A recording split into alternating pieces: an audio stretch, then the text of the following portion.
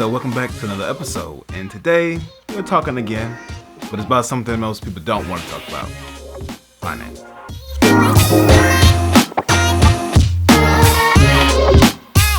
So we had an episode a couple weeks ago. We talked about the talk, and that talk was particular, and I feel like everyone should talk about certain things that pertain in maybe the future of your relationship or a marriage.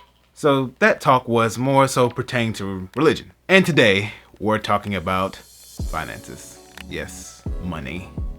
The most ugliest thing you want to talk about. No one wants to talk about money. No one does. It's ugly. Like this channel, The Ugly Husband. So subscribe. Yeah, do that. Hit the like button too. So why doesn't no one want to talk about money, finances? Well, it's a subject that gets very touchy. You know, some people make a lot, some people make very little, some people are intimidated, some people are in tons of debt, some people are very expensive taste, some people are not, and you know, a lot of times, most people you date or about to get married to are sometimes the total opposites. So there's 5 different categories, umbrella categories of finances we're going to talk about today. And I don't know why I held my hang up for so long. So number 1 is debt. Yuck. Ugly. Ugh. Who wants to talk about debt?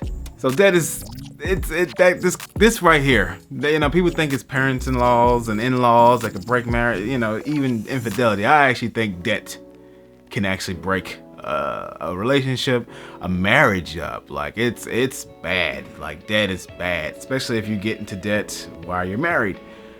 But this is something you should talk about. You know, how much debt are you in? Are you tens of thousands of dollars of debt? How much school debt you have? Do you have a lot of debt? Put your debt on the table. Add it up, you know? Together, you guys could have a substantial amount of debt or very little. You know, once you get married, you're one. So your finances are one too, you know? People overlook that. Why do people overlook that? Because no one wants to talk about it. You know, you're still googly-eyed at the dating and you're like, hey, you pop the ring. And you put the ring on her finger, then you tell her after you get married, that ring costs $10,000 and we're in debt. It needs to be like your children, like hold it tight at night, you know, tuck it in, you know, take care of it, you know, make sure you get rid of it, you know, also, you want to get rid of it, you know, eventually. You don't want the child to be 40, 50 years old living at your house. You want to get rid of it eventually. Get rid of that debt. Knock it out as soon as possible, especially if you're married or if you're about to soon be married. Talk about plans that you can knock out this debt so you ain't got to worry about it no more. And it doesn't have to be a big burden and you're stuck with for 10, 20 years. Number 2, income. Now, income can be very small to some.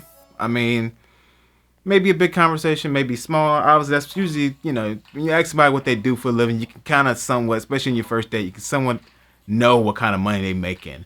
You know, but income is not necessarily how much you make a year, it's how much you have in your pocket once it's all done. Yeah, I could make $100,000 a year, but again, debt that we just talked about, you may only have, you know, after spending all your money on debt and expensive finances and things that you don't want to need to buy and you just want it, like that 60-inch TV I bought 3 weeks ago. You need to talk about that before you walk down the aisle or even get married, potentially, because that's something big. If you have tens of thousands of dollars of debt and you don't have enough income to pay this debt off, that's problems that could possibly arise. You just maybe had to, you know, find other jobs, do another career path, which is not easy. It's not easy. Like the movies make it seem like it is. You quit your job the next 20 minutes in the movie, you're this millionaire. We wish that was real life, right? I wish that was real life. I wish. But finances, income is big. How much you make, your wife. Most guys don't really care. Depending on the guy, some guys don't really care how much a woman make. Most women do. They do care. They care how much you make because they want to know if you can take care of them, if you can put them in the house. So another thing, talk about finances, and this is nothing to do really big, but what is your goals and aspirations? You know, after you get the debt, after you get you're taking care of your debt, after you then already talked about income and see if she stays with you or not. See, you got goals and aspirations, you know? What's your goals? What are you guys aspiring to do? You know, a lot of times how you start in the beginning, you might stay in an apartment. Hopefully 5-10 years down the line, you get that house you always wanted because you paid off all your debt. And now you can afford it. Number 4. I don't think I said number 3 earlier, but number 4, spending habits. Now, talking from the ugly husband's mouth, I have spending habits. I do, you know, like I'm aggressive. Like I'm a sporadic buyer. Like if I want that TV, I'm buying it. There's nothing you can do to convince me otherwise.